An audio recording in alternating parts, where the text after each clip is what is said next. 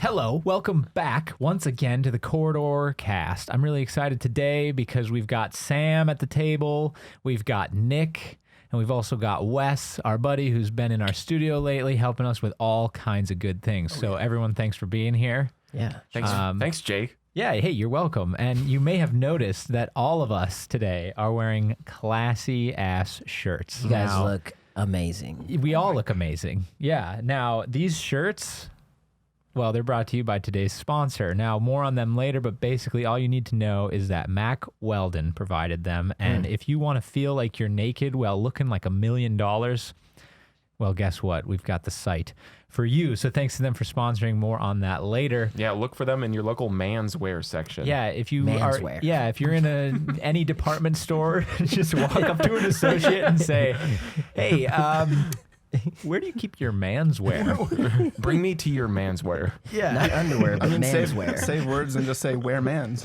wear man's manswear. Awesome. Wear mans wear. Yeah, and they'll take you there. So anyway, that's gonna be great. I can't wait to wear this shirt the rest of the day. Yeah. All right, let's jump into it. Yeah, let's jump into it. Yeah, so we got some interesting things that have happened the last week. It's been an interesting week of news. And we wanted to start with a topic today that's, I don't know if it's near and dear to our hearts, but we maybe have a little bit more. From a proximity perspective, it's near and dear. Yeah, so the Trump administration has moved to ban flavored e-cigarettes. Oh, man. And looks like, I'll just give you the breakdown.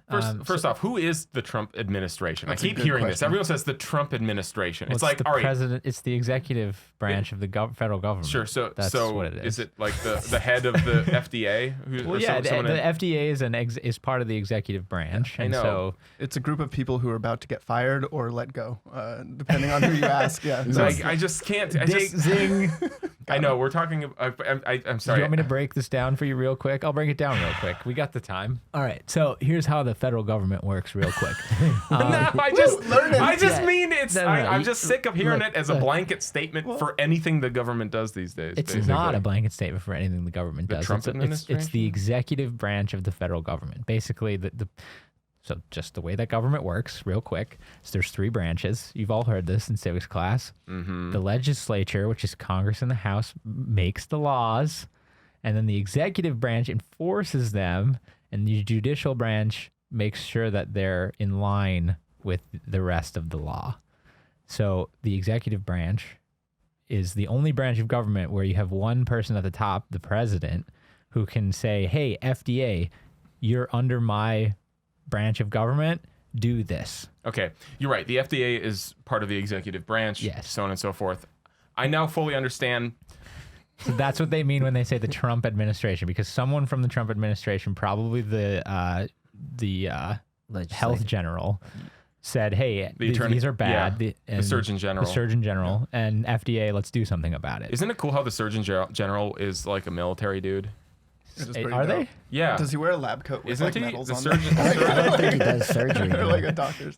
I'm just trying to I'm pretty sure. Yeah. Look at him. Yeah.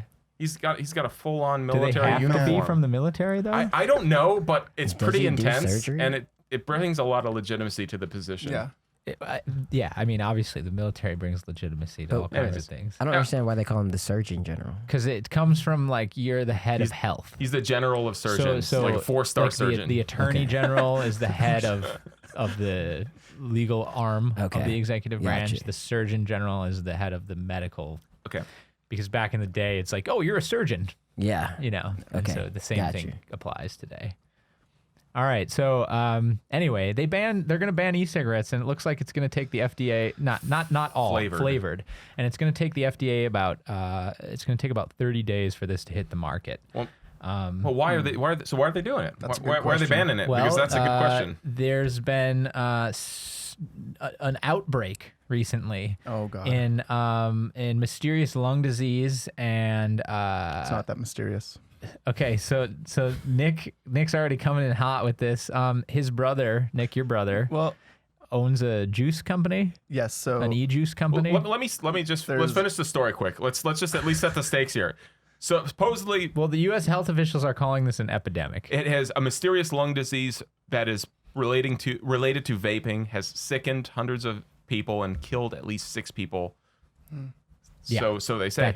That's what's being reported. It's That's scary. what's- yeah. It's really scary to read something like that, especially if you vape or you Right. smoke Yeah. as well. I mean, I got a call from my girlfriend. She vapes.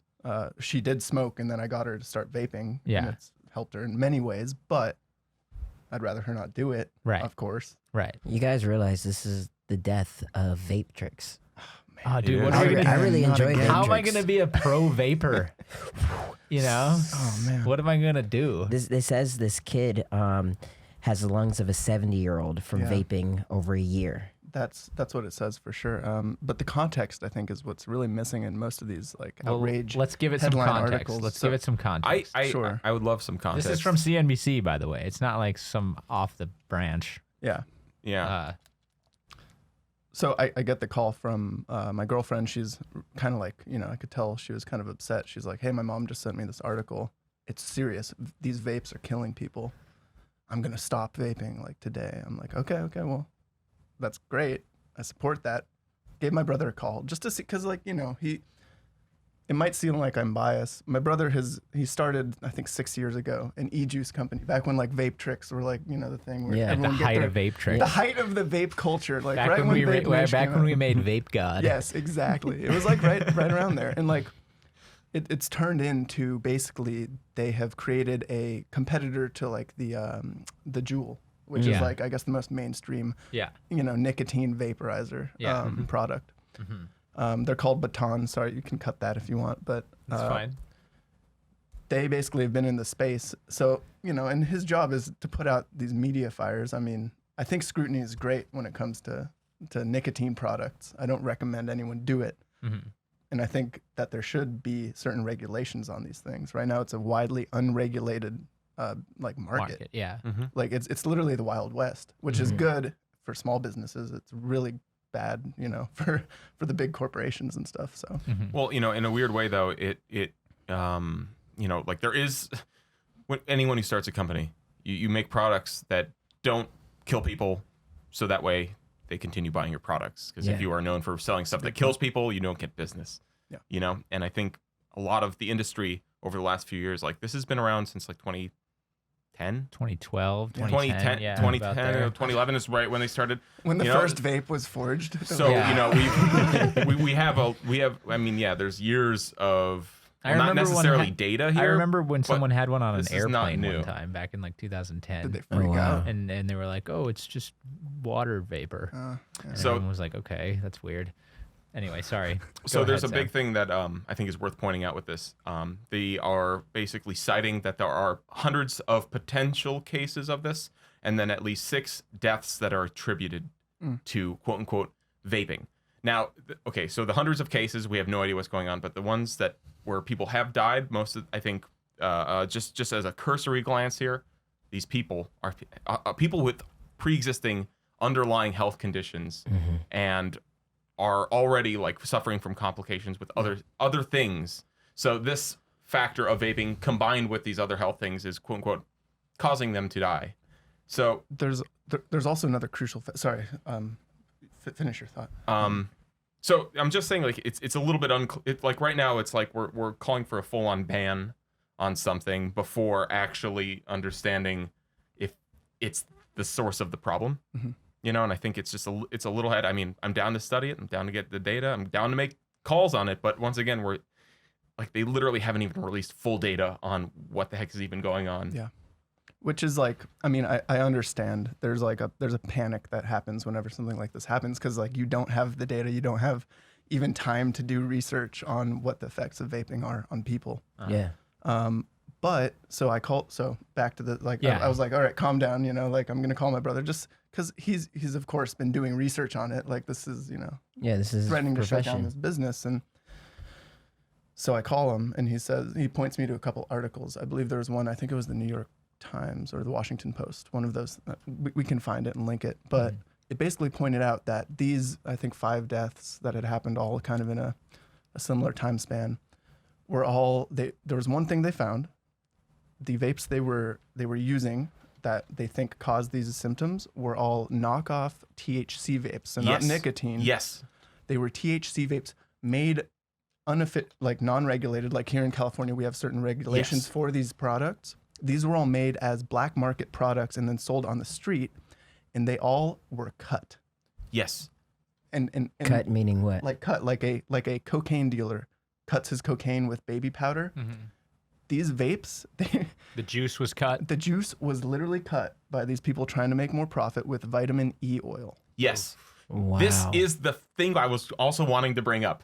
All these people suffering from these problems are also smoking these like rip-off THC ones. There's a really well-documented case of a 21-year-old kid who was vaping and was hospitalized for 2 weeks.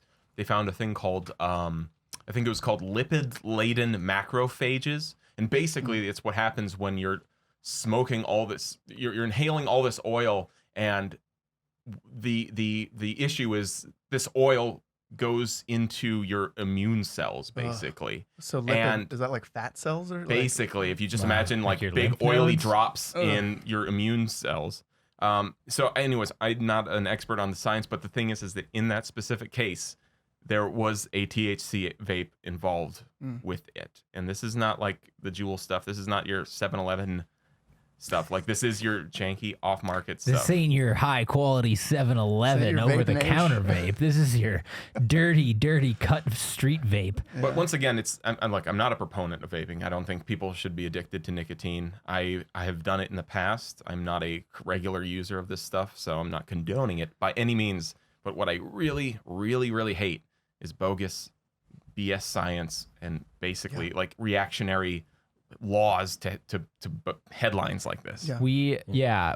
Reactionary laws they can destroy nations. Yeah. They should not be. It's collective punishment. Yeah, reactionary laws are kind of the worst thing ever. So I'm not in favor of reactionary laws either. But like, I think there are a couple things that you can say are true about this, which is, number one, there's been a huge increase in people under 18 using Definitely. vaping. Yeah. So that's right away. Like, I don't think anyone's questioning that. No. And then secondarily, part of that is due to the fact that these are flavored. Like, they're, it's not, everyone's tried the tobacco flavor vape, and guess what? It doesn't taste very good. Yeah. You should get the citrus bubblegum one. It tastes a lot better. Well, sure. I mean, but it's It's basically like the first thing you discover when you start vaping as a person who used to vape. Yeah, well, it's like it's also this. The fact is, we live in a society now where 10 years ago, if you wanted to, smoke some cigarettes at school or whatever, you'd have to bring some actual cigarettes and find an actual place to smoke them. And now we've Smoking in the boys' room. now we've completely classes. flipped it, where it's basically, all right, now you can basically bring these tiny vaporizers anywhere. You can smoke in the bathroom. You can take a puff in the library and blah blah blah. So it's completely like basically it's opened the door to everything we're like taught and fighting against. For kids to do or not do. Now the vapes are in the library. Even the nerds are smoking. So there's an issue. Yeah, even the nerds are vaping. Well, it Maybe used in the to, science fiction just to section. bring that back to the smoking thing, I believe up until like the early 90s, at least in Minnesota, if you were 18 and you were in high school, you could go outside and smoke during passing time. Probably, yeah. But obviously, but they're- they My banned high school that, had the same obviously. thing. They had a quad that was for smoking. Yeah. I think it was I think they outlawed it 2 So you years guys were before all I was cigarette there. smokers at one point? What's up? I guys were I all- was. I used to. I started doing nicotine products when I was like 14. Oh, wow. When I used to chew tobacco, and then yeah. Oh, you're a badass. Damn. But then you get older and you're like, oh, this is not good for me. Do you actually inhale the vape into your lungs? I've never vaped before. Yeah. Or is it just I kind of believe like you it do. sits in your mouth? Yeah, you inhale it. Okay. Yeah. You inhale it, and it's also, these vapes compared to a cigarette or even the mod vapes, they're it's way more concentrated nicotine, Does which it is make you another concern lightheaded? that people have. Like, Me, yes, because I don't use it a lot. So if I use my girlfriend's vape, just because the flavor is so dang good, Yeah. sometimes Right. it's See, that's what I mean. It's That's weird. what I mean. It's like waffle flavored, like syrup. It smells like you just walked into a diner. Yeah. And they got a fresh It's that plate of Waffle flapjacks House. for It's you. that Waffle House blend. It's so funny, dude. Random people will comment on it. She'll puff, and then someone will be like, pancakes? Breakfast? It's so funny, dude. But So and then it's the, way more concentrated. The other thing that's not good about them is in addition to the fact that they're flavored and kids can have way more access to them than they've ever had, is also the fact that the actual juice, Wes, is on a gradient from like 2 milligrams to like 30. And so if you get the really strong stuff, like the 20, basically anything that's like over 8 is way stronger than a cigarette. Wow. A cigarette is like, what, 5 milligrams of nicotine or 6? And so the thing is you smoke them less often throughout the day if you're a smoker, and then you switch to vape and it's like, oh, this thing's 10 milligrams and I can smoke it whenever I want. More often. Yeah, and so you're doing it more so you're often. still catching up. So you're not. There are benefits in the sense that you can use them to wean yourself off cigarettes. That like eventually that's what I did with it. Yeah. But there was a minute there where it was like I was way more addicted to that than I was to cigarettes, and then I realized that, and I like forced myself to stop. Stop completely. Yeah. But it was definitely, I experienced that personally, and I understand like. And that was when I was in my like mid to late 20s. You know, that's not when I was 16 years old. Yeah. Thinking that you're gonna live forever, Yeah. you know, and you could do whatever you want, Yeah. which is what every 16-year-old thinks. Yeah, someone said we were talking about it, and someone was like, they're like, man, that's really scary. I almost would rather smoke cigarettes because I know what chemicals are in there than smoke a vape. And that was just like, Yeah, okay, that's okay, wild. well, At least I know there's rat poison in at my least cigarettes. there's a whole list. You can look it up of all the, I mean, you've seen it. If you went to high school health class, you've seen it. That's like There's so many chemicals, and no matter what, I would rather smoke vape if I had to have a nicotine addiction than a cigarette. Yeah, I don't think there's any doubt that there's more they're chemicals in cigarettes. infinitely healthier. Yeah. But I would say they're But they're infinitely more addictive as well because they're easier to use. yeah, and so that's the thing. That's a are trade-off. they as dangerous? If it's more addictive, there's easier access to it. The nicotine that you intake is higher. So does that compensate for the fact that you know, cigarettes you might use them less, but I think you're right. The data's not out there yet, but like I think we can all agree these products are bad for people at the end of the day, and you can choose to use them. That's your personal choice, and we shouldn't prohibit people that are of age to be able to do that. But like, you know, Once again, it's a collective punishment thing still. Yeah. It's you one. don't want to make a law that's a collective punishment. Yeah, it's That's like for sure. 99% of law-abiding users are punished because of, and in this case, 0.0000001% are potentially suffering critical health effects. You know, so who knows? What's your brother's plan of action now? I mean, like this is going to be a major hit to his business. Yeah, it would be huge. I mean, it would mean that they either dissolve the business. Well, they take I believe. I mean, I haven't talked to him specifically regarding that, but they dissolve the business, or they switch over to, I guess, regulated just tobacco flavor. No, That's going to Because be it's still a flavor. They still add the flavor just like they do. They just take the flavor out of it, right? Well, no, they And add then it it's just tobacco. hot steam. It's just hot steam, but No. Look, the FDA is currently finalizing its guidance to remove all non-tobacco flavors, including mint and methanol. you see, that Or methanol. screams tobacco lobbyists Menthol. to me. Let's just make the only flavor that vape users are allowed to vape tobacco flavor, the flavor of our products. Oh yeah. That seems a bit backwards. I mean, the thing is, honestly, I feel like you could make like using this kind of stuff they're going against flavored vape products for. I think you could make like the same argument to ban Fortnite with. You know, I love that. you know what I mean? Like if you can just remix them a little bit and basically say the same thing. This is why we should ban Fortnite. I expected you guys to The be a little Chewbacca bit more in defense. favor of this. I'm not gonna lie. Have you guys- I think it's great that you're. I'd much rather just federally raise the smoking age to 19 and call it a day. Yeah, I mean it's 21 in California. I Sure. think that should be the case across the board. Smoking, especially at early ages, it's extremely addictive. The first cigarette that I had, I was 12 years old. Wow. You know, Did like- you just want to do it? Like, Yeah, we thought it was cool. Yeah. You know, we were like, hey, I was still on you got a candy whole- cigarettes, you man. stole some Camels yeah, same here. from your dad or whatever, and we'd sneak out into the woods and we'd smoke them. And basically, you get high because they're so strong and you're so young. Yeah. And that it creates this. But again, we were kids. It's not like we went and bought them from somebody that was 18. Yeah. Though I used to buy them when I was 18 for my friends in high school. But we would steal them from older people, you I just know. don't- So you're not going to prevent all of it ever. Like your first puff of a cigarette had to been gross. Yeah, it was I coughed, I hacked because you don't know how to smoke. Yeah. You just inhale Yeah. this huge whiff of like really intense chemical smoke, and then you cough it all up, and then basically 30 seconds later you're like, whoa, you know, I've got. So is that is that what you're chasing after, that feeling? Yeah, that's what every that, that's what nicotine addiction is like there's that tiny dopamine feed in your brain that, and I don't think you're ever quite over it because there's still times.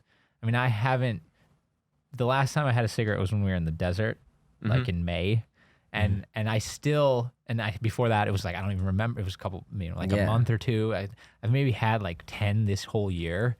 And I still get that craving sometimes. And all I do is say, okay, this will pass. I know it'll pass. Yeah. And you just wait. Like even right now, just talking about it, I want a cigarette. Yeah. No, why not?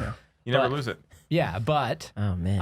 And anytime I watch anything with like it set in like World War I or World War II, where everyone's just like chilling and smoking stoves, I'm like, I want to be like the boys. Yeah. You know? Like, hand me one. I mean, that's why Bollywood is all over that cigarette lighting. All It's those so trick funny. shots of just like trick shot cigarette how lighting. crazy can you Anyways. light your cigarette? But yeah, They're so using this kid right here as kind of like the I guess the catalyst to the whole situation. The one that said, I guess he's like 18, and he says he doesn't know if his lungs will ever be back to 100%. But he seemed to have done like nicotine and THC products, so it's a mixture of both. yeah, and then I think that's this like Yeah. you guys were saying earlier that this article's failing to realize that the death cases could have been more likely caused by this cut black market THC vape, Yeah. which is a totally separate thing. Could have been. I mean, we don't know really. We I don't think, know, so. but yeah. So I Yeah. think there's a couple things. We shouldn't be making reactionary laws, obviously, too soon. but also we should wait and do a little bit more health research, and then also, I think we can all agree that this isn't great for anyone Yeah. to do these products. Yeah. But it's your choice. We can't take that and away I from think people. that's the thing. Like, I think putting maybe the money that they're going to put into all this legislation into educating teenagers more about what it actually does to you and how those chemicals can affect your brain. That's the before thing it's about kids, cured. man. Kids I know. Kids they're do not what gonna they listen. want. Yeah. You know what I mean? Like, you could lay out all the rules you want. You said you started smoking at 12 and nobody could tell you anything different. Yeah. Yeah. It doesn't matter how many freaking like rap PSAs you make about vaping. They're still going to vape. I think actually the law should be that they make all the flavors way more lame. Like yeah. Sazzleberry twist. Honestly, what like, it really takes, what it flavor. what it really takes is you need at that age shit flavor. That's banned. That's That'll not stop banned. him. Yeah, Got him. Wait, can we have your brother make that? I think Remember that Nathan For You episode where, Yes, where he yes. makes poop flavored frozen yogurt? It's like, this will bring the customers in because they want to try the outrageous flavor. Here, I'll text them right now. What was that show? Nathan For You. Oh, yeah. I've seen that It episode. is so. That's one of my favorite shows. I died. Yeah. Oh, that's funny. I think what it really takes, though, at that age, when you're 12, 13 years old, is you need somebody that you look up to tell you that it's not cool. Yeah. Yeah. Because those are the only people you're like, yeah, I want to be like those musicians, man. I want to be like this person, man. That's how I was anyway. It's Exactly. like you self-identify with all these like artists and figures in pop culture that you think you want to be like, and then you become an adult and you're like, wait a minute, Jimi Hendrix was a great guitarist, but he was actually kind of a loser in the sense of like the way that he performed his life. Yeah, and then you see like they died did a ton of pretty young, drugs and and you're like, heroin. he did a and ton he- of drugs and heroin, and then he overdosed. He beat all his girlfriends. And he was a fantastic guitarist, and that's why you look up to him. But like at the same time, I really took Dare seriously. Really? Yeah, I Dare? did. I Yeah. saw a cop smoking a cigarette, and I was like, "Yo, he's breaking the law." I was like, Not to. "Yeah, I was was the that guy. kid." No, I feel that, man. I mean, back to the topic of our first cigarette. Like mine was when I was visiting my family overseas in Belgium. Yeah. My cousin, she rolled up. because you can buy 'cause them they all there roll at their those stuff. little markets dude. when you're like 14. That was also my first beer. We went to a vending machine, got a tall boy yeah. out of a vending machine in Belgium. How old were you? I was like 14. That Jeez, explains man. it all. But but I felt so bad after I hit that cigarette for the first time. You're after I like- coughed my freaking It's brains like out. I just failed everyone. Yeah, I'm the guy. I'm the person in the Dare poster now. Like I felt so no. much regret. But I mean, that all goes away. Wow. Yeah. Yeah, when that dopamine hits. When that dopamine hits. I don't care. No, that's a memory I will always have. Yeah. Wow. With that, guys, I think we need to vaporize ourselves onto the next topic, which is today's sponsor, Mack Weldon. All about him right now. And now it's time where I tell you guys about today's awesome exclusive sponsor, Mack Weldon. That's right. And before you go anywhere, before you try to skip ahead, I just want you to know that this shirt that I'm holding in my hand has real silver in it. That's right, real silver. And well, that is also just a super classy way to live your life with the clothes that you put on your body. It's also because silver has natural antimicrobials in it, and it also helps regulate your body temperature a little bit better than just pure cotton. Also, it makes a more durable shirt. It just makes a better shirt overall. Now, if you guys don't know about Mack Weldon, they are a premium men's essentials brand, and they believe in a couple basic fundamentals. Number one, make sure that the designs of your products are smart, sleek, and simple. Number two, make sure that you use premium fabrics in all of your products. And number three, make that shopping experience easy and convenient for the people that want your products.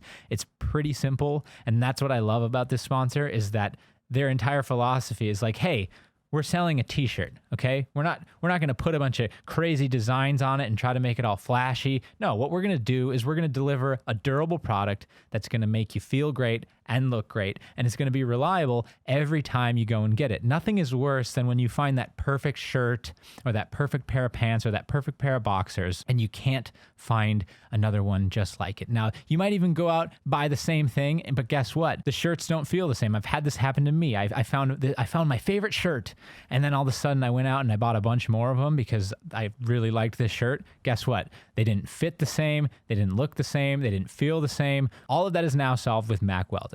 They're going to give you that consistency. They're going to give you that durability, and they're going to give you that great feel that you have when you put on your favorite t-shirt. So if you guys are interested in getting 20% off your first purchase, go to MackWeldon.com and just use the promo code CorridorCast, and that's exactly what you'll do. And I got to say, I've been wearing this shirt all day.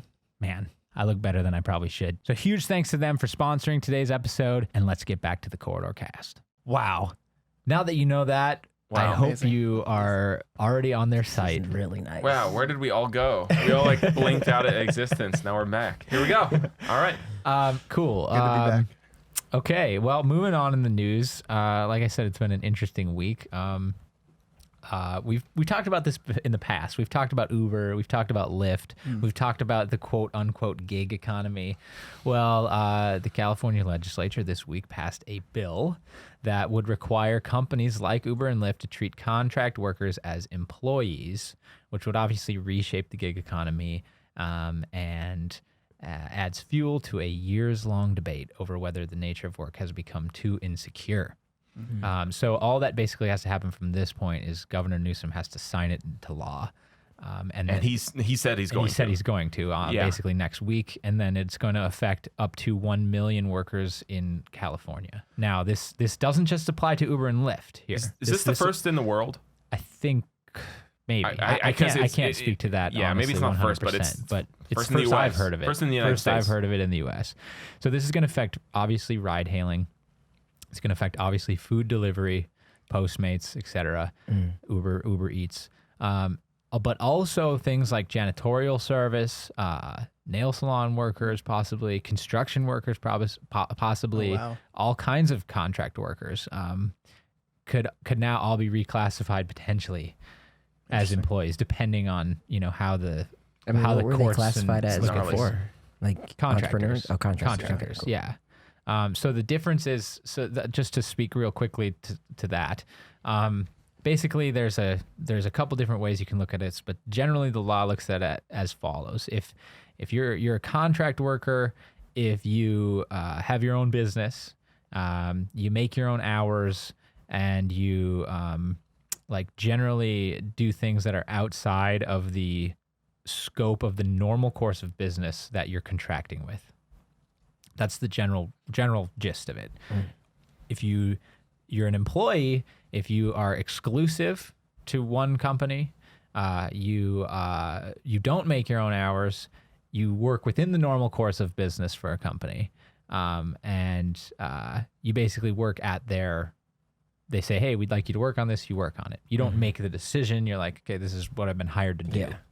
And that's basically the gist of it. Now, there's a lot of gray area in there. And so my quick analysis of that isn't necessarily like 100%. Yeah. But at the same time, that's a good basic understanding of it.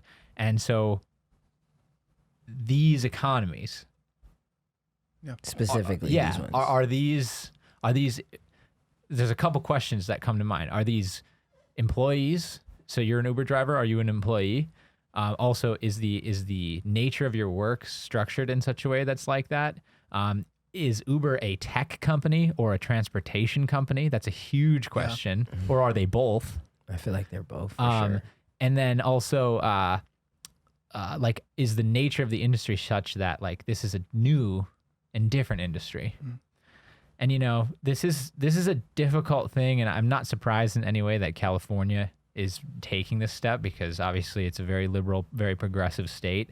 And so for them to look at this and say, we're just going to force companies to make all these people employees, I don't know if that's the right call, honestly. I do understand like there's very good grounds for it, but like, man, that's a huge call. This is a to nasty. be made by a bunch of people that don't work in those industries. Who have no idea what it's like to be and that gigging. just So I would just honestly, first off, before I say anything too, and before we get any further here, if you work for Uber or Lyft or anything, or if you ever use these apps to bring passengers around, leave a comment with what you think about this below, because I would really like to get more firsthand context for this.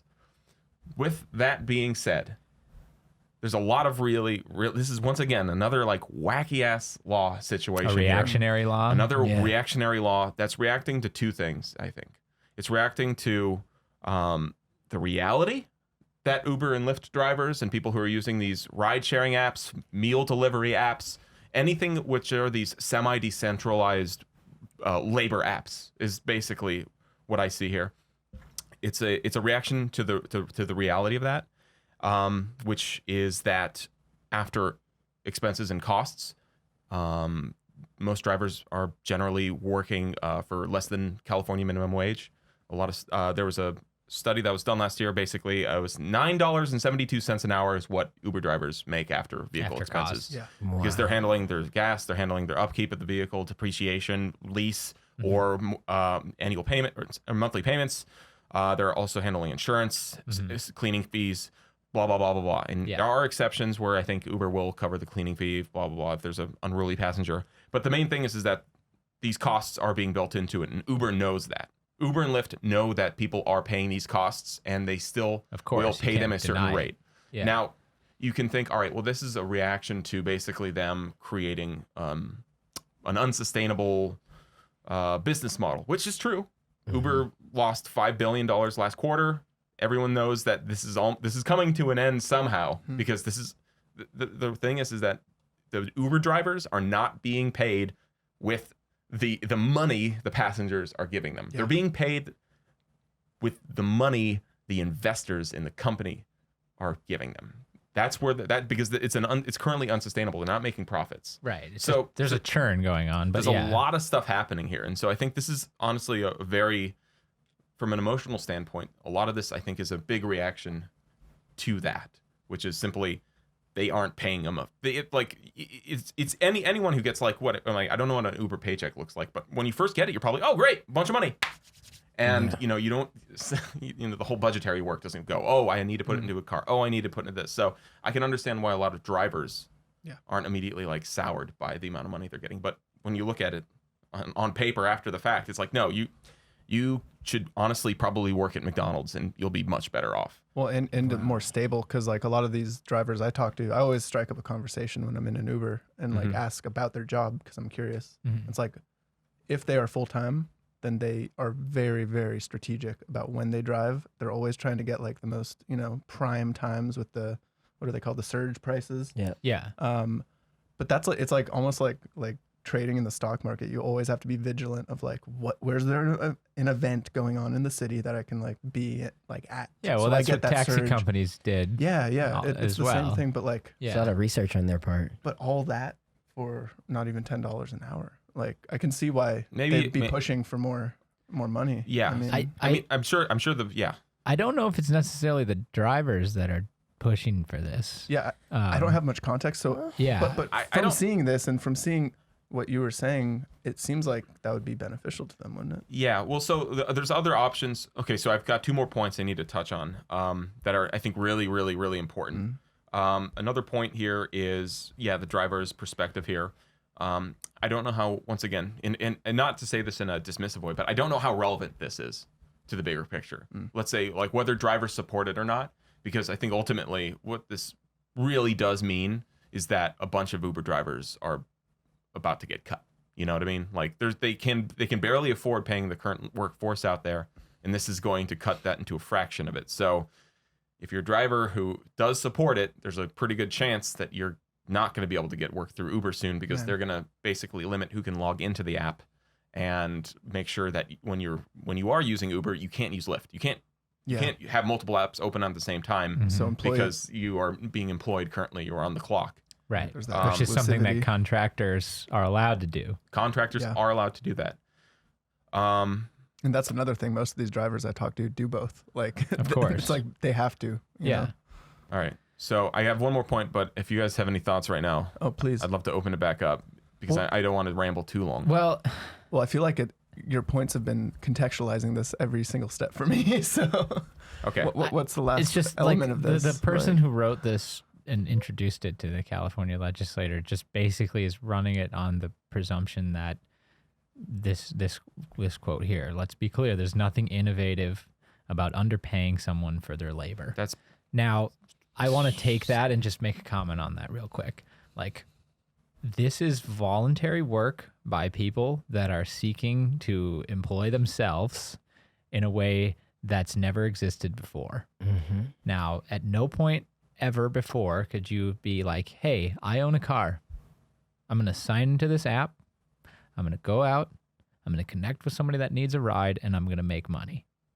Now, if you get paid $10 an hour to do that, like, that is your choice.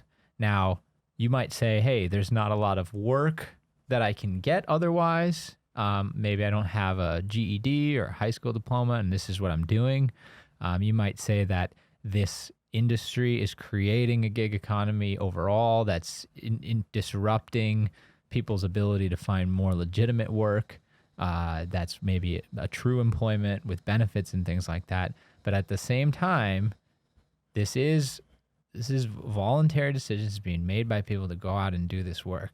And it's a good stopgap for people that maybe have just lost their job, or it's a good stopgap for people that are just looking to pick up a few extra bucks.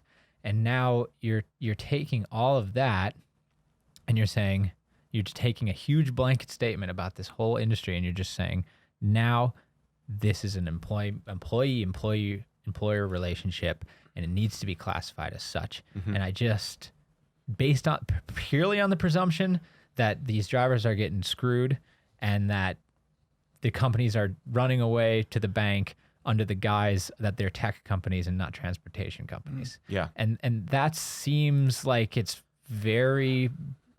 seems very emotional. It doesn't seem like it's made with any sort of like sense or understanding of what the actual companies and what the actual drivers and what the actual people that are involved in that on a day-to-day basis actually think. It seems like it's just like, well, they're not getting $15 an hour, so they're obviously getting screwed. Let's change this now, and let's change it in a huge way that's going to affect millions of people. I'm not mad at the idea of structure. Of course. You know what I'm saying? I'm not mad at that, but it definitely, I agree, it seems like it's an emotional move based on assumptions and people they don't actually know. Yeah.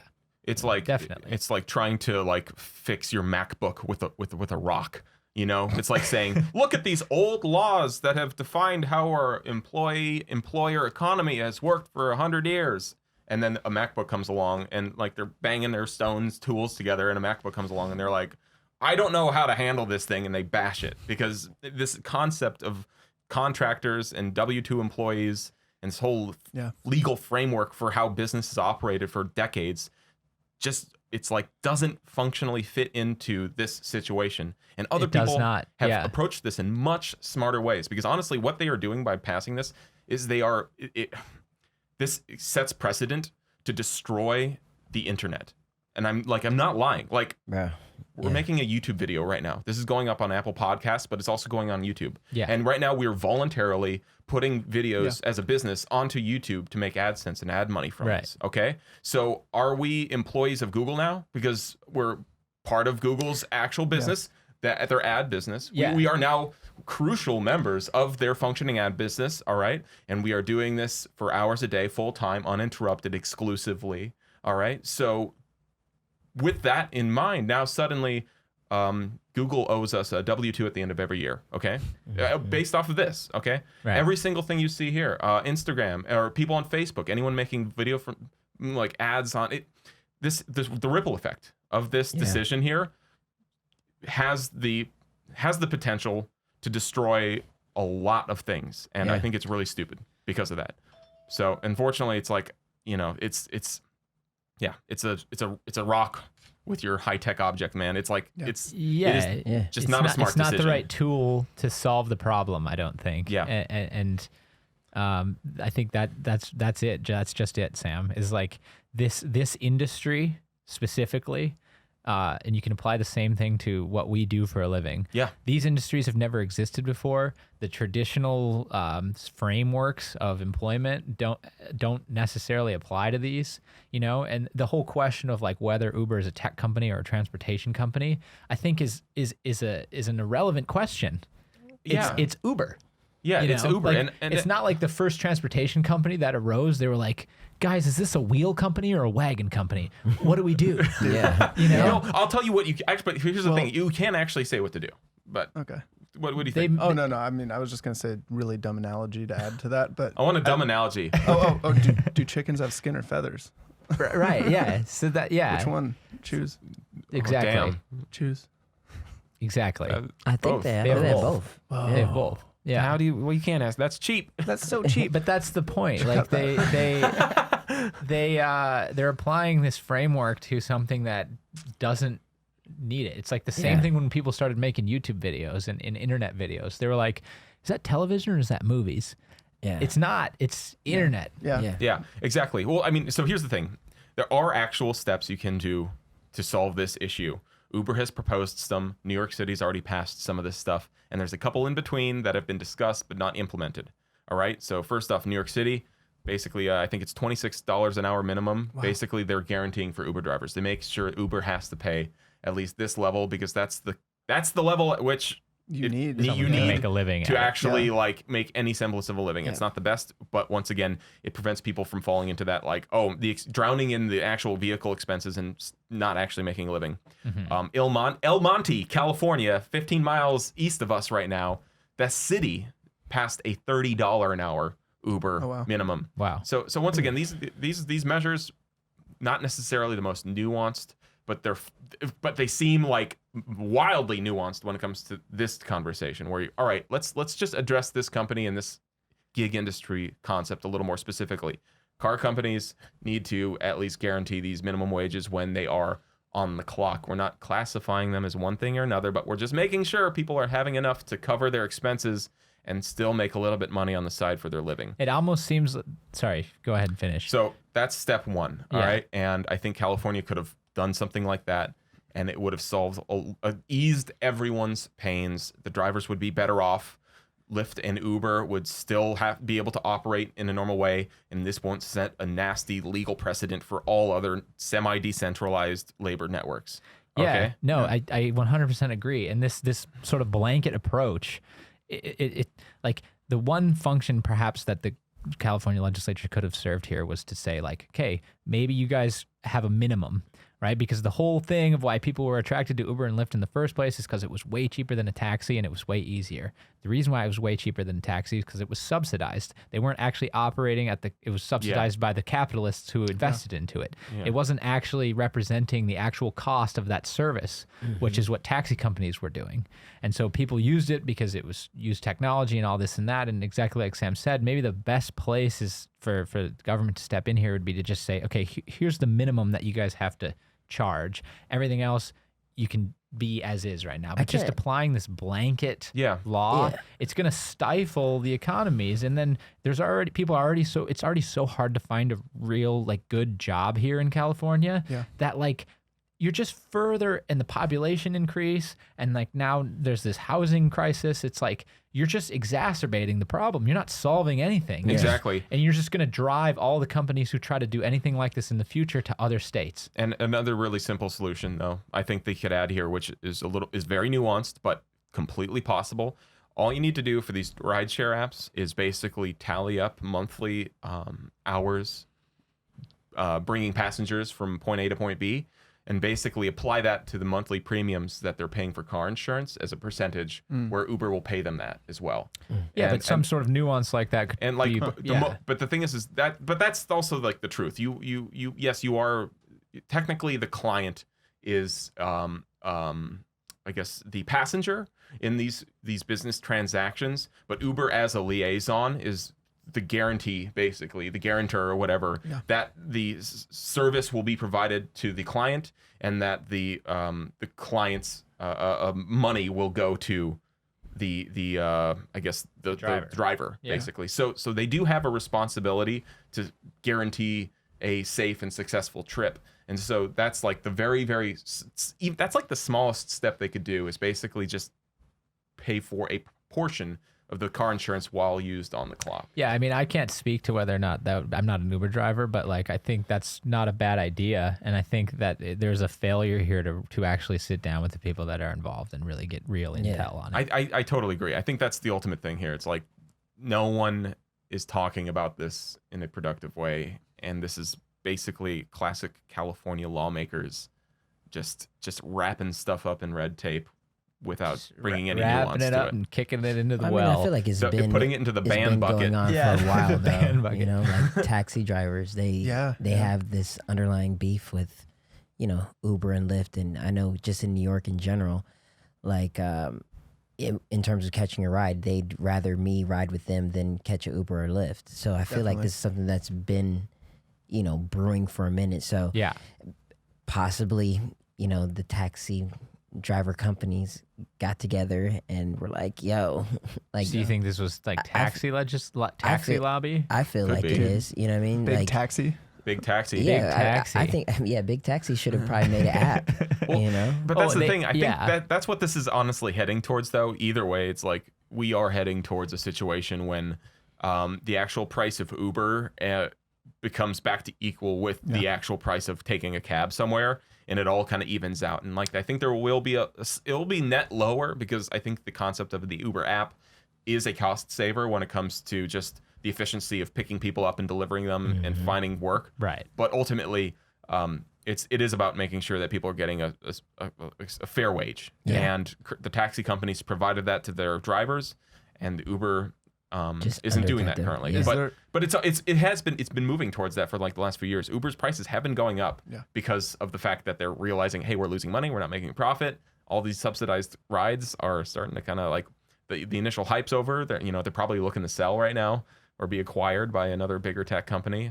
So I don't know. As a consumer, I would be willing to pay a couple cents more if it meant that the drivers could remain free agents in a way, and also make more money. Like, it's so convenient that Very I would be convenient, willing to. Yeah, I think the reality is that we're not going to have a choice, and we will have to be paying definitely. more. Well, currently, It's coming. well, sorry, if this gets signed into law, we're going That's to pay part of it. significantly more, Gotcha. and it'll make taxis pretty competitive again. Wow. Right. Well.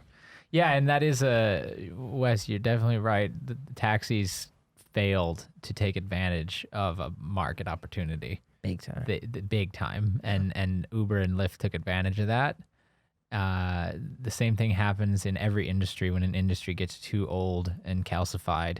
there's somebody else that comes along Yeah. and disrupts it, and that's great. And we don't want to have the old calcified industries prohibiting the people from coming up, much like all the car companies have done, much like a bunch of other industries have done.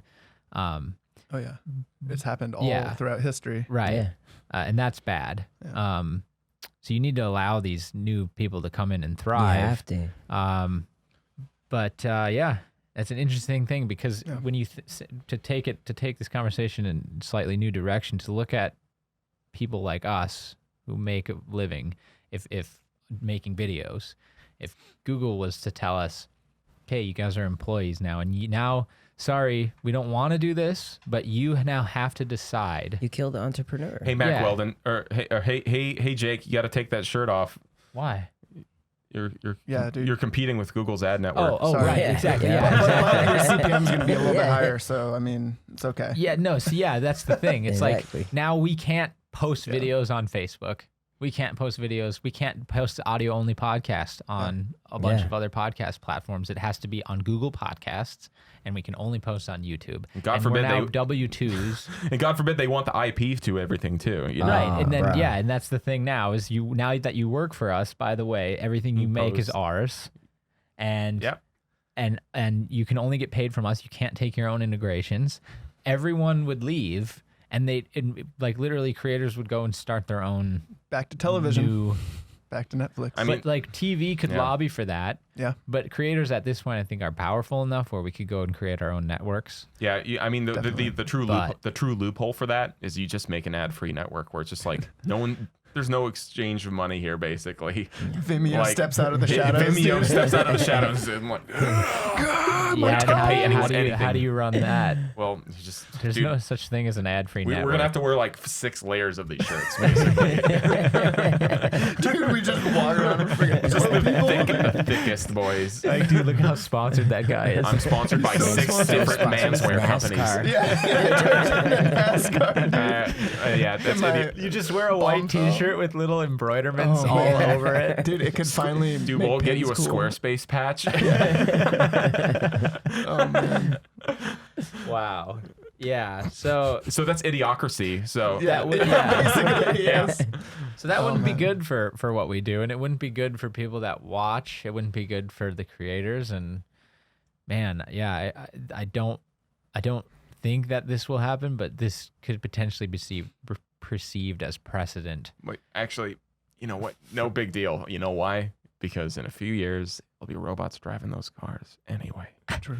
Damn, Man. damn, son. Dude, hardcore history. The end. Hardcore history. Hey, if you like this, history. All right, moving on. The last topic, guys. Sam almost forgot yesterday that it was 9/11. I almost forgot. Yeah, man. For the first time. I was very busy and tired. Yeah, everyone's busy. Everyone's tired. Remember, There's no December excuses. 7th. There's no excuses. If anyone out and there forgot 9/11, guys. If anyone out there, if you're listening Wait, right now hold and on. you did not remember or you forgot Oh, that it was man. 9/11, sorry, I just heard George Washington turning slowly. It was like a grinding Did you sound. hear that? Yeah, it was a slow grinding. so anyways, so it was 9/11 yesterday. There you go. That's all I'm saying. Anyways, Yeah. Now, just to set the table straight. yeah, that was 18 years ago. 18 Wow. years ago. That's crazy. Yeah, That's crazy. Who else Because remembers that vividly? everyone. Yeah. Everyone. Everyone that's over the age of like 25. I feel bad for the people who like weren't alive when that happened. Well, just let's talk about Peter for a second. Because Our do you shining remember light. that version of America that was super dope where gas was 90 cents a gallon? Yeah. Dude, I remember it was 77 cents A one gallon. time. And Wow. remember how you could just like roll into airports anywhere you wanted to go and you just Dude. walk up to the terminal and Yep. say, hey, and hug Yeah. someone who got off the plane? Yeah. That was good times. That's pretty crazy. It was like a true utopia. Yeah. Well, so that's what I want to talk about. Where have we improved as a nation, and where have we gotten worse? Because of 9/11. Yeah, I like it since 9/11. That's a big. It can be anything. This is an open topic. I think everyone got way more cynical Yeah. after 9/11. So I don't think that's an improvement. That's a bad thing. Cynical how? Just in general. I mean, do you think we're even yet? They killed like 2,000 of us. How many of them did we kill? Oh, we've definitely killed way more of Yeah, them. dude. So whatever not a ratio question. is It's that not a is, war I'm of just gonna, attrition, though. what's the ratio where we can call it quits? Yeah. 10-1. Well, that's not really what 21? it's about, though. You know, that's not really Anyway, what our involvement's we've about. just- surpassed probably that was 1,000 just to the 1 at this cynicism. point. Our involvement, just to harp on that for a second, Sam. I mean, our involvement overseas at this point, I think, is to promote and to sustain global stability. Yeah. Because if you remove the United States Armed Forces from the world becomes a very unstable place. Yeah, it does. And whether or not like we as Americans want to believe that that's true, that's definitely true. It's Definitely, yeah. It's so weird, man, to think like that position of, I guess, power or responsibility, or I mean, it depends who you ask. Most people from other countries would say, "Why the heck are you guys doing that?" Of course. Well, but all those countries are also saying, "Why the heck are you doing this?" But then on the other hand, they're saying, "You have permission to put your base in my country." Yeah, It's the same thing with the drug world. Yeah. Like like the only thing that keeps really bad people from taking each other out is like somebody else that's standing there between them, you know, and it's weird to think about the world on those terms, but the world is filled up with human beings, and that's how human beings are. Yeah. You know, It's like the simple thing of, do you think more people would like shoplift if there weren't security cameras in Walmart? right. Like, Probably. honestly, what do you think? It's Yeah. like Right, probably it's way more people higher. would, Yeah. way more stuff would get stolen. Right.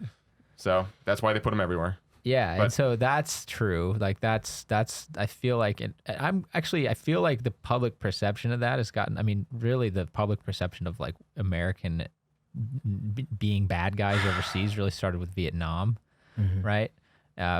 Over time, though, I feel like that really wounded the country. I think in a lot of ways, but it's gotten better. Well, And yeah, I think that was we, like we World War understand II, then- collectively like what our presence and purpose overseas is a little bit more. I think. But there's also some people that are on. Well, it's so complex. Like we weren't the first Yeah. ones to be over. I mean, the British tore it up over there in Europe. You know. Right, and then the Russians. Belgium. Oh God! Well, don't Dude, even start on the Belgians. Dude. The Belgians are Well, some that was Africa. nasty MFers.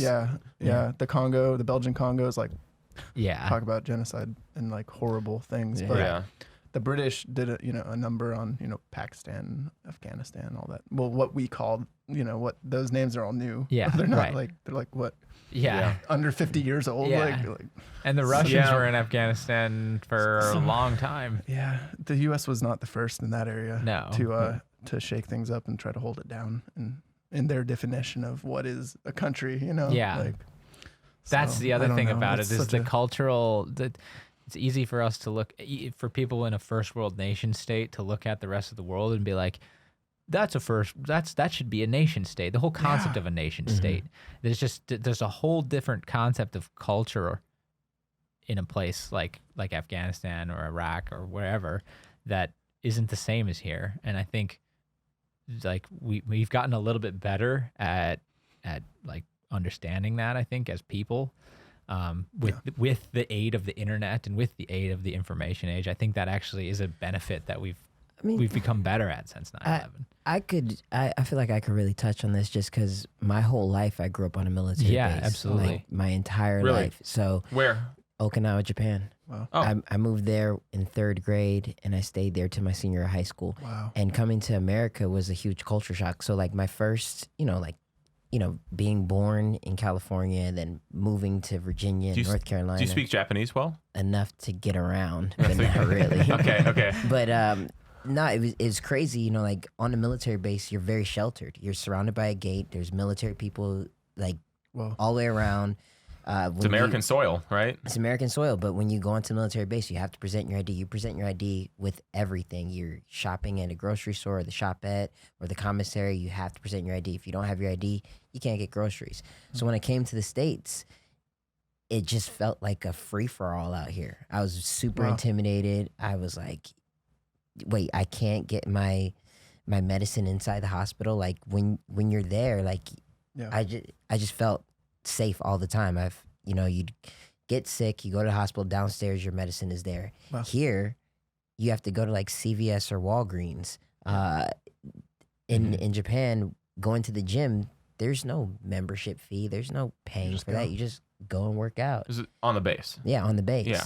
So there was so much freedom, but there was also so much restriction. You know, like if I was caught in school, smoking a cigarette, Oh boy. that could potentially get my mom busted down in rank. Really? You know what I mean? Whoa. So like this is this is the reason why I was always in line. Yeah. You know, like I didn't want to break any rules because being a dependent could affect your parents' job. Yeah. Period. Wow. You know, I've seen different kids get their parents kicked out the military for doing dumb shit. Holy Wow. shit! So- Holy cow! Yeah, it's just a different world. So like the military presence on, or if you messed up out in town, like you can get your parents busted down in rank. So you had to be on your P's and Q's literally all the time. So I don't think it's bad that we have the military presence on these different bases because one, it gives you regimen as a kid, and then when you come out into the real world, because I moved around so much, I get along with everyone. It was a melting pot of so many different cultures, and everyone is mixed with something different. So there would be a German and Japanese girl that goes to my school, or a Native American and Filipino kid that goes to my school. And then when I come to the States, I'd run into someone that I met on a military base someplace else, and it's like, oh, this is. Yeah, like I'm just curious, like speaking to that, how like is the base on Okinawa like an integral part of that island? Like, Yeah, 'cause no, I feel like, it's been there's there like- for what, like there's 70 like years now or something? 8 bases. There's Wow. like 8 different bases. So I went to there's 2 high schools in Okinawa, and like the whole island of Okinawa is like 2 hours up and down. But there are different military installations there. So I went to elementary school on this place called Kinzer. I went to middle school at this place called Lester Middle School, and then I went to high school. There's one Air Force base there, but majority of them are Marine Corps bases. So I went to the Air Force High School and the Marine Corps High School, and when there's 2 high schools, that's your rival. Yeah. Right Yeah, there. yeah. That's your rival. That's It's crazy. like all the functions of society just like boiled down in like this island, and yeah. then furthermore into this base. And It's then, like- and then you try to identify with what you see on TV. It's so weird. Like yeah. nobody, everyone would say they're from someplace. Like I would say I'm from New York because that's where my mom's from, but I'm from Japan. You know, like this is where my prime years were growing up. So, like you'd get these kids that would come from different parts of the States, and they'd be like, "Oh yeah, this is where I'm from." You know, like, and there would be like a weird ass rival, but it's not real. Yeah. We're military kids. It's I don't know, it's just a different world, Interesting. man. So like when 9/11 happened, I moved to the States, and the base, the culture of the base, the environment was just completely different after that. You know, like where you could go any place, there were now guys with AK-47s guarding this part of the base. So the base started being partitioned in different Wow. ways. Really? Yeah. So And it was y- crazy. You noticed that And all almost over immediately. immediately? Immediately, yeah. It was Which even crazy. base when you moved to the States, where'd you go? I moved to North Carolina. I moved on to Camp Lejeune, and I remember walking into class and seeing the TV, and I thought it was a movie. And then from that point on, everything changed. You know, like it was locked down. I think they started having like curfew hours on the base. Wow. I can't really Yeah. remember. It's a little bit hazy, but it was crazy. So just to go back to this, like I guess international presence, the bases on Okinawa. Mm-hmm. Those have been there obviously since 1945. Yeah. Are those necessary? In as somebody who's lived on them, I mean, I was in the military, so I don't know. Yeah. You know, like it seemed cool, but you know, I think they're giving some of the bases back and some of the land back to Okinawa, though. Mm. I feel like my middle school base area, they're giving that back to the Okinawans. Is there a large? I mean, there's obviously still population, a large, Yeah, you know, huge. Okinawan population Huge. there. Okay, Huge so, population. So what's there. that like? Is there a clash of culture? Is it kind of like they've Sometimes integrated? Like, sometimes I'd go, like I remember I would go to a store, and like some people, you know, kids would steal, but like specifically being black, you know, and based off what they see on TV, some of them would just follow you around, You know, like literally, like follow you around and make sure. You weren't, You know, I wasn't follow you stealing around the anything. store, like Yeah, straight up, like straight up, while observing what you're observing everything Wow. I'm doing, Yeah. and you know, it'd be like older people, but yeah. it was crazy, you know, just the stigma of whatever they saw on TV, and they think like that's. I'm like in 5th grade. I'm just looking for you're just Dragon trying Ball to Z buy it, cards, you know. So, Right. Yeah. Wow. yeah, Where are your Dragon Ball Z cards? man. The ultra yeah, rares, no, those that's holographics, Yes, man. dude. It's interesting to think too, and I think this goes back to a little bit of this like reactionary sort of legislation and just that conversation. But just to put things into context here, like 1945 was what, 74 years ago. It's crazy. Now that's the effects of that time are still very present 74 years later. And so I think it's important to just keep in mind, you know, as like we go through this stuff and like it's 18 years since 9/11, and when we make these decisions collectively with our legislatures and stuff, like think about this. These are decisions that were in Okinawa 75 years later, still a ton Still of the occupying lifestyle and the people that are there are because of decisions that other people made 75 years ago. Mm-hmm. It's worth thinking about. Yeah, it's pretty insane. I mean, that sets the stage. World War II and us basically getting footholds in all these other places. Germany too. I mean, we still have a huge military presence in Germany and other places in Europe. Yeah. And it's like that's when we really stepped onto the stage. Is like, oh, America's now they're gonna clean up the mess, you know, of World War II. And then Korea. It was like yeah, commies. Like that was the first like Cold War Well, exchange where it was like kill the commies. Yeah, I mean, And then it all went prevent the downhill with spread. Vietnam from there. But honestly, I mean, the reason it is the way it is because, I mean, from hardcore history, everything I've garnered anyways, like hardcore. it, you know, end of World War II, you have the United States and Russia as the technical victors, I guess, if you'd say that, as far as like the largest fighting forces. And the two countries approached the post-war, I guess, reconstruction in different ways and in different areas, where the United States ends up taking the larger presence in Western Europe and Japan, et cetera, and Russia basically, I mean, they're backed up against the Germany is like the middle ground, so to speak, and so Literally, like, Berlin. yeah, no, that's Yeah. what I mean, like, yeah, physically, and so it's like you kind of have the United States take that larger responsibility, like right off the bat there at the end of the war, and you know, it seems like that kind of has this like ripple effect up until this day, where Yeah.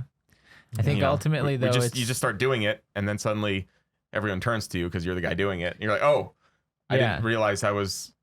Oh, you know, it's like so it's a difficult thing, especially for the U.S. right now, because we're in that position where we have to remain in that position, but at the same time, each individual community, even to go further down than a national level, each individual community is in a way needs to be responsible for itself. Mm-hmm. it does, And so you have to instill people's, and that comes down to each individual. So you need to instill like this sense of individual ownership of your own actions, but then also make sure that it's still a balanced playing field. It's difficult. Yeah, I think we'll get there, and I think a big part of it is looking at how we use social media, and I think the concept of like war has dissolved quite a bit, except except for like superpowers, basically, you know, U.S., Russia, the concept of war between those two nations. That's a pretty traditional war, I feel like, as far as like how it's going to end up being fought if it gets physical. But we see like in Afghanistan or like Iraq, etc., like it's traditional war is, I feel like, kind of maybe, I don't know. Well, This is what they said in World War I, but Well, because, no, I mean, it's because of true. the concept It's of like totally how true. information and people connect with each other and talk and Why, like why bring all your guys out in the middle of a field and shoot the enemy when you could hide in a bush and press a button? Or you could Like, get on. it's all you guerrilla. could Or create send- a or bunch send- of Twitter bots and or influence an election. Exactly, and Or not send even ro- have to fire a gun. yeah, Like, and if you have to fire a gun, just have a robot. precisely. Yeah, a but- drone. But I don't know, like I forgot what my point was, but it, you know, That social media has I mean, we'll Open- see if people will get level the past playing it, field. but you know, I feel like a lot, like I go back and forth on it, but when you contextualize it with like the post World War II reconstruction and what we look at today and all that stuff, you know, I think a lot of the people who would be against like the U.S. military bases or like the concept of a U.S. military presence, it's a little bit of like the angsty teen discovering themselves, you know, and like they're on the verge of getting independence, but are currently still like, oh, I'm embarrassed because my mom's always following me around trying to make sure I'm safe.